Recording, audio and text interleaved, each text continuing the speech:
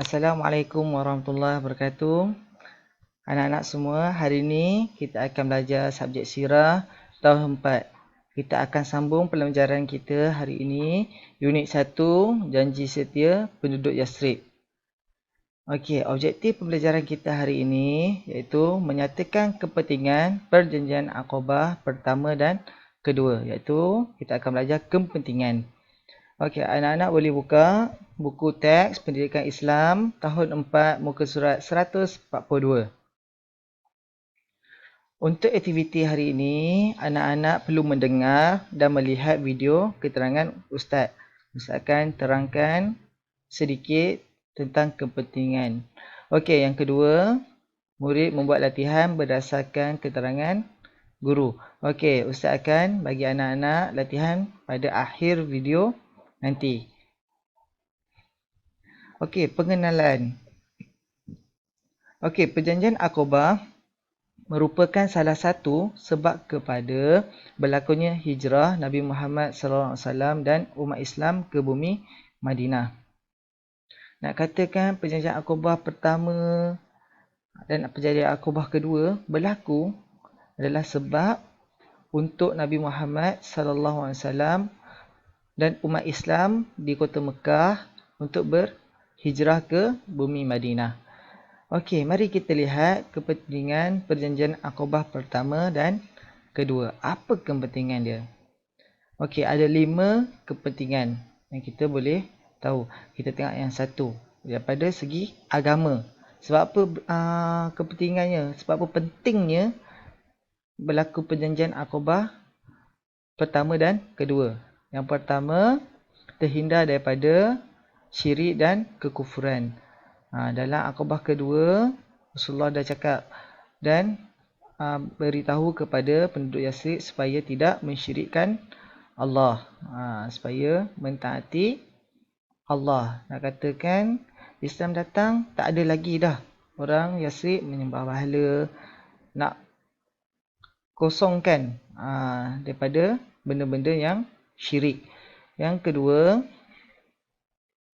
kecintaan kepada Nabi Muhammad SAW semakin bertambah.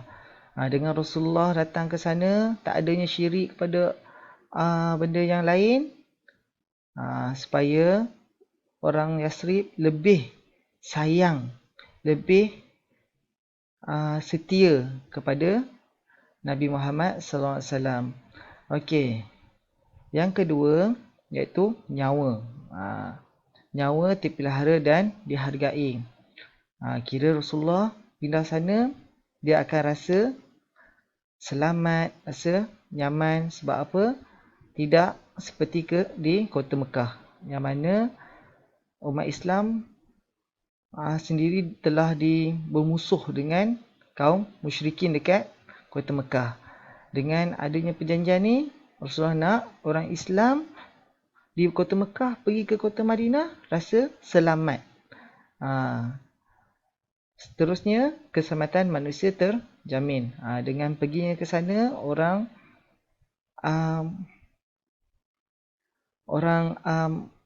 Islam dekat kota Mekah rasa selamat, rasa terjamin dia punya keselamatan berbanding di kota Mekah. Okey, seterusnya daripada segi akal, terpelihara daripada anasir yang merosakkan akal dan fikiran. Yang kedua, memuliakan kedudukan manusia sebagai khalifah Allah di muka bumi. Dengannya Islam ada di sana, dia nak buang anasir-anasir yang buruk tentang Islam. Kira Islam datang ke kota Madinah, dia nak bagi perkara-perkara yang baik.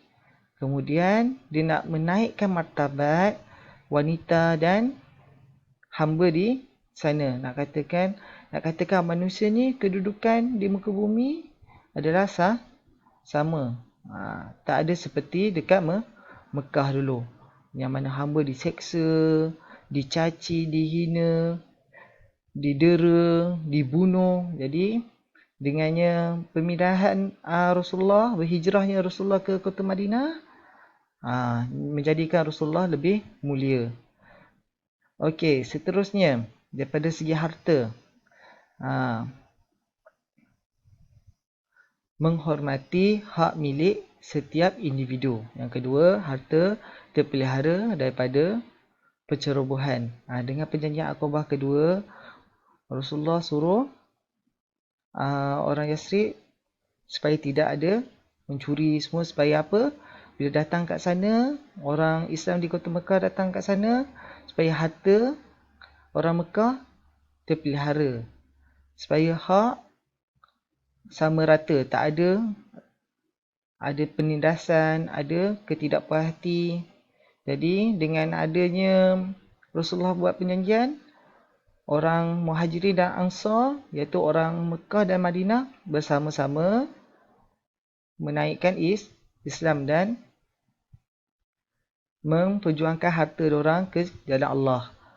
Yang seterusnya, maruah, iaitu nyawa terpelihara dan dihargai. Serta yang terakhir, keselamatan manusia terjamin. Nak katakan, sebelum di Mekah, Rasulullah dan para sahabat rasa tidak, maruah diorang tidak terjaga. Kerana apa?